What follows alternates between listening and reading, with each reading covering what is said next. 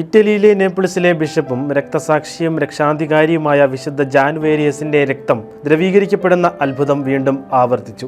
May 4-ന് saint Clare ബസിലിക്കയിൽ പ്രാദേശിക സമയം വൈകിട്ട് 6:38-ന് അത്ഭുതം ആവർത്തിച്ചതായി നേപ്പിൾസ് രൂപത വെബ്സൈറ്റിൽ പ്രസിദ്ധീകരിച്ചു. നേപ്പിൾസിലെ ആർച്ച് ബിഷപ്പ് ഡൊമിനിക്കോ ബറ്റാഗ്ലിയ അർപ്പിച്ച പരിശുദ്ധ കുർബാനയ്ക്കിടെയാണ് അത്ഭുതകരമായ ദ്രവീകരണം സംഭവിച്ചത്. പരിശുദ്ധ കുർബാനയിൽ മഠാധിപതി വിൻസെൻസോ ഡി ഗ്രിഗോറിയോയും നേപ്പിൾസ് മേയർ ഗെയ്റ്റാനോ മാൻഫ്രെഡിയും പങ്കെടുത്തിരുന്നു.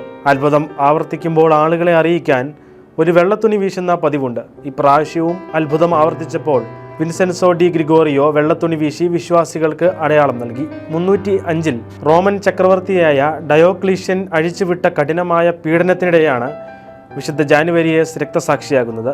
രക്തസാക്ഷിയായ വിശുദ്ധ ജാനുവേരിയസിന്റെ രക്തം ദ്രവീകരിക്കുന്ന അത്ഭുതം സാധാരണയായി വർഷത്തിൽ 3 പ്രാവശ്യമാണ് സംഭവിക്കുന്നത്.